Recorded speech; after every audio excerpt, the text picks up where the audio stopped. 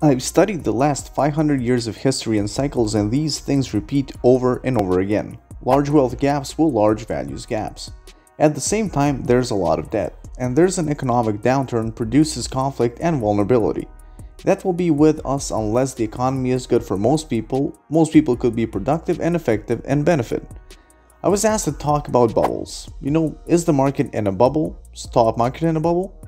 What's in a bubble? And I just wanted to give you some thoughts about that, and I've got about 10 minutes to do it. And so I want to be quick.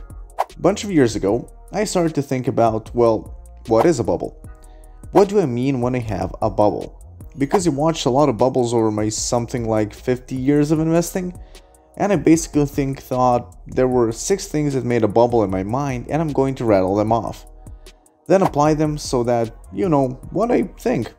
First, to know how high are prices relative to the traditional measures of prices is a consideration. For example, our PE is high or our yields low and that kind of thing. That's consideration, but it's not what I mean by a bubble. Let's say, for example, you can have prices high, which means returns low, and you can have that go on for a very long time. That doesn't mean a bubble pops. So I'm really looking at whether you get a pop, but still, it's an ingredient. So, Ray Dalio says that it is his last warning.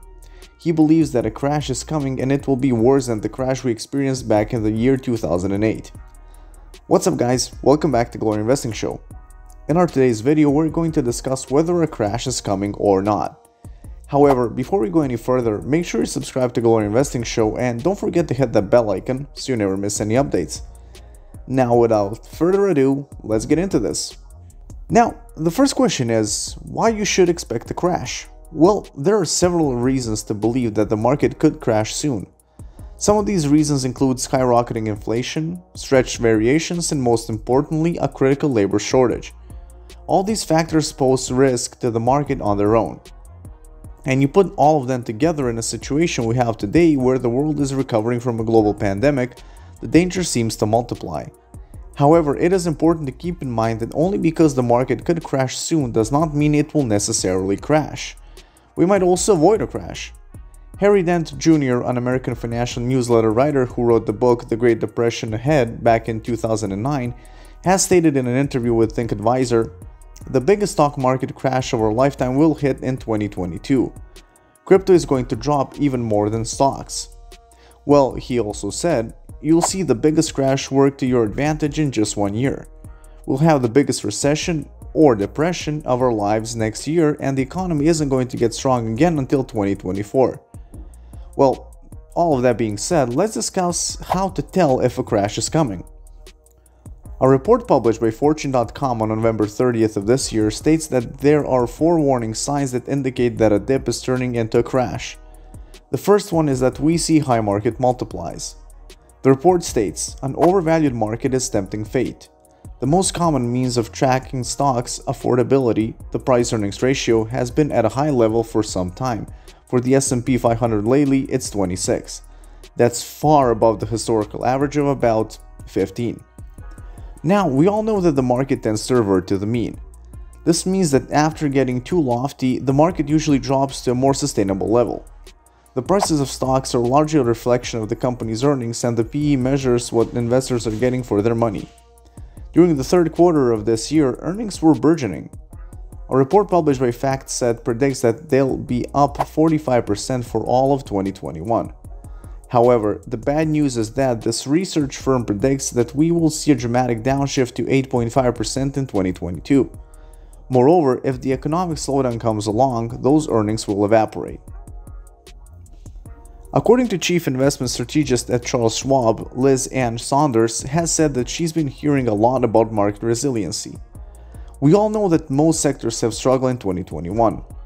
In fact, nearly 93% of stocks in the S&P 500 have undergone a 10% correction at some point in 2021. And for the Russell 2000, the most popular index tracking small cap equities, it's 98%. With that being said, let's discuss what you should do in this situation. The most important thing to do is to get out of expensive debt. If you aren't able to remove your entire debt burden, you should try to pay off as much as you can. You might be thinking it is crazy to pay off debt when interest rates are so low. However, experts say that it is actually the best time to do so. Why? Well, the interest rates will increase if a market crash occurs, which will increase your debt service costs. Moreover, it will cause some of your stocks to drop. Many experts say that the money you expect to spend during the next 5 years should not be invested in stocks. And if you're planning to buy an expensive thing in the future, such as a car or a house, a market that is sitting near all-time highs at this time can give you an excellent opportunity to sell. According to a report published by the Motley Fool on November 21st of this year, it's okay to sell enough stocks to cover the cost of what you're buying in that window and any taxes you'll owe on your stock sale. Then put the remaining money in something like a CD or treasury or investment grade bonds that mature just before you'll need the money. You need to realize the importance of building a cash buffer during a market crash. At this time, inflation is running over 6% across the globe, and during this time, it is important to have a cash buffer. Let me tell you that market crashes and job losses often go hand in hand, which indicates that having a decent cash buffer can be an insurance policy for you. This cash will at least help keep you from being forced to sell at a low due to lost income. Moreover, it will buy you some time to find better alternatives. The key to surviving a market crash is to build a balance across the points being discussed right now. You should try to get out of debt, build a cash buffer, and plan for bigger expenses while also keeping all of these things at a balance. And the most important question here is, what should be your investment strategy? Well, I would say that you should invest with the long term in mind. Short-term investments often result in losses during market crashes. The 3 points that I discussed earlier will help you survive many of the short-term disruptions that could come from a market crash. And this next option will give you a tool to make smart investing decisions. Together, these points will free you up to have a long-term perspective while investing in stocks. This long-term perspective is really important.